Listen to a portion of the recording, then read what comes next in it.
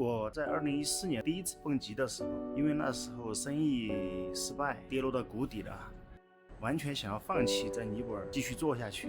蹦极以后吧，想的第一感觉就是，反正都已经跌到谷底了，那为什么不再努力一把呢？咱们四川人出来那个狠劲儿、闯劲儿，怎么可能轻言放弃呢？走上了以后吧，就在想，以后肯定是新的起点，肯定会更好。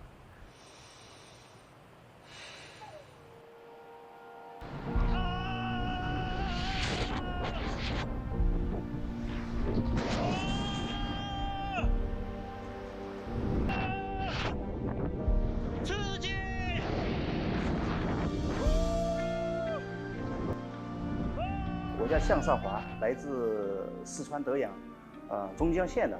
2009年开始就来到了尼泊尔，博喀拉。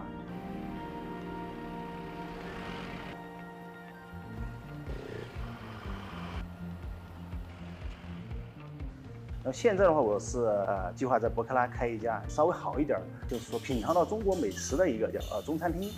现在目前的话，餐厅也正在装修中。把那个选下颜色的。你觉得哪种好点？我觉得原来或者选那种米白的，是吧？丢给们出来，丢木里把对了，做的说的，做的嘛的，这个嘛的过的。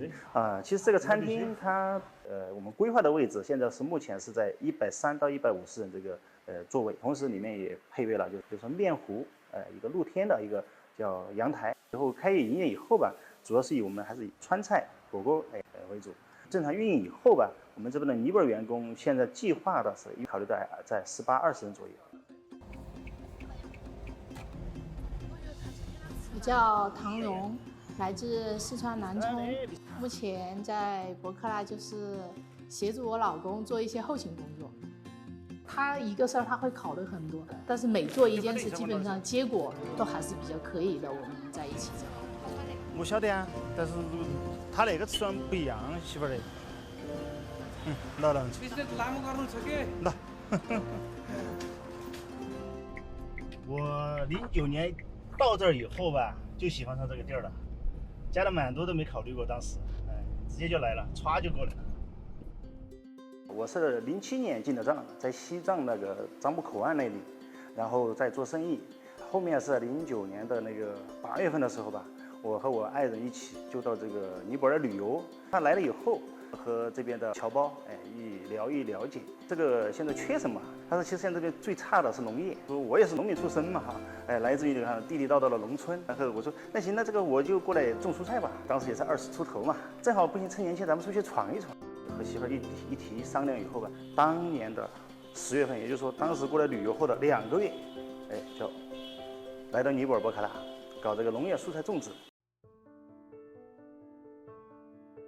我们当时遇到特别困难的时候吧，带过来的钱，公司注册、租地，然后建设这个大棚啊这些的，所有是把钱全部发完掉了。而且当时还就是遇到那个把大棚建了以后全被按倒了，又重建。当时我们的邻居就是我们的周边的邻居，对我们还是挺关心、挺帮助的。他就说这边的话，这种气候，他说是常态。但是他们就说没事儿，在这边有什么困难需要的，只给我们讲，我们会力所能及的去帮助你。我说这么困难的情况下，然后他们还乐于帮助，我说这个地方有信心待下去。后面的话，因为这个“一带一路”的框架下，然后我们的种子企业项目越来越多，工厂这一块就交给我父亲在打理。我是从17年开始的时候就开始转型，介入这个工程建设的辅助，像这边的中国援助尼泊尔博喀拉的国际机场，作为一个参建者，发挥一个地方的一个协调纽带的这个作用，把我们尼泊尔这边的就是项目建设的这种工人，然后给团结起来，去做一个具体的施工，让他们也正好作为我们这个项目的参与者的时候，也更好的去了解我们的中国。嘎嘎。Namaste. Namaste, welcome.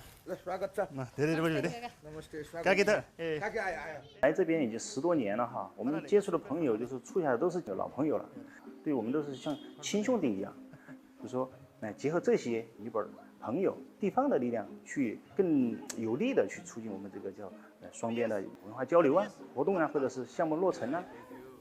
阿伯也在俺们摆了这里别得了，阿伯也是，哎，干杯，干杯，干杯！你看哈，虽然我是作为一个商人，但是我平时其实特爱玩。博克拉它的体育运动哈，这一块是最齐全的，在尼泊尔，像滑翔伞那是得天独厚的，在尼泊尔只有博克拉能玩。然后热气球、蹦极，也是在博克拉，像那个水上漂流啊，像那个湖上泛舟啊，让每一周都要去那个湖边转转看看，划船啊啥的。在水面上比较近的时候呢，我在想，如果说在尼泊尔博克拉能看到我们中国的这个龙舟过来在这边搞赛事那我说必须。2023年开始，我们做这个龙舟赛，然后从2023年开始举办的第1届。接下来10年的话，就是跟着咱们中资企业搞这个尼泊尔的基础建设，尽力的去团结我们这边的同胞，让他们慢慢的就是紧靠一起，因为我们毕竟在尼泊尔也需要一个投资呀，生活啊一个优良环境。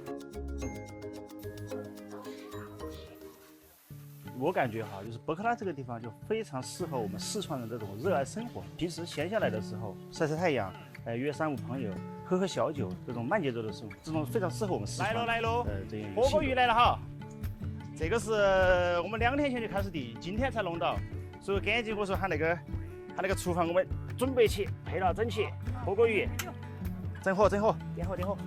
今天我们看那个周末的时候，大家一起相聚哈哈，吃点火锅鱼，喝点小啤酒，真的感受下博克拉的感觉哈。尼泊尔博克拉非常巴适。对了，什么能提给？来干杯！好。